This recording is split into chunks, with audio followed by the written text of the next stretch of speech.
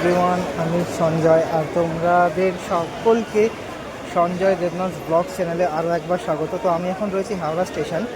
তো তোমাদের একবার ক্রাউডটা দেখাবো, কত লোক দেখো, আর কত লোক পুরীতে যাচ্ছে। শুধু সেই তোমাদের একবার সেটা দেখাবো, শুধু একবার দেখো তোমরা।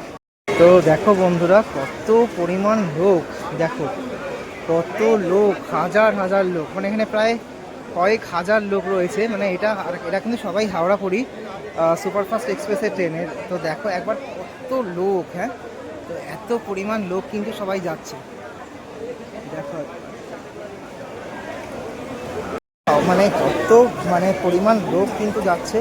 তো এরা কিন্তু সবাই যাচ্ছে কিন্তু পুরীতে, মানে যেহেতু কাল বাদে পরশু রথ, আর আমরা আর্লি মর্নিংয়ে গিয়ে পুরী পৌঁছাবো। তো কালকে যখন পৌঁছাবো আর কি, তখন তো বেশ সকালেই থাকবে, এবং তারপরে কিন্তু আমরা শ্রীমন্দিরে চলে যাব, এবং শ্রীমন্দিরে চলে যাওয়ার পরে মানে একটা করে তোমাদের সাথে সমস্ত কিছু নিয়ে আসবো। তো তোমরা জাস্ট সঙ্গে থাকো, দেখতে থাকো। আর কি বলবো, মানে খুবই আনন্দ আছে। আর জগন্নাথ কৃপা না থাকলে বোধহয় সত্যিই হতো না, কারণ আমি মানে পুরো 24 আওয়ার্সে জার্নি কমপ্লিট করে আমি টিকিট কেটেছি। এটা সচরাচর কেউ পারতো না, বা হয় না এটা অনেকের দ্বারা। আমি ছিলাম, আর একটা ভাই ছিল, কে আমি জানি না, কিন্তু ও আমার সঙ্গে ছিল। মানে ও ফার্স্ট টিকিট ছিল, আমি সেকেন্ড টিকিট ছিলাম। তো ঠাকুরের আশীর্বাদে, ঠাকুরের দয়া কিন্তু টিকিট কমপ্লিট হয়ে গেছে, পেয়ে গেছি এসিতে। আমি আর আমার মা যাচ্ছি, সঙ্গে থাকো, দেখাচ্ছি। এই দেখো বন্ধুরা, আমার মাও কিন্তু যাচ্ছে। কেমন লাগছে বলো? খুব ভালো লাগছে। আশা ছিল যে যেতে পারবে? না না না, আশা ছিল না, ভেবেছিলাম টিকিট হবে কি হবে না।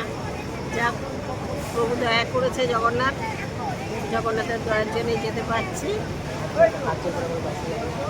জয় জগন্নাথ। তো ফ্রেন্ডস, দেখলেই মানে প্রচণ্ড কিন্তু মানে ভিড়। তোমাদের ভিড়টা একবার দেখালাম।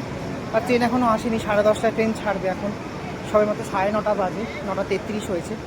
তো যাই হোক ফ্রেন্ডস, সঙ্গে থাকো, আর নিত্য নতুন ব্লগস নিয়ে আসবো তোমাদের জন্য। তোমরা সেই ব্লগসের আনন্দ নিতে পারবে। এবার কথা দিলাম, টাটা।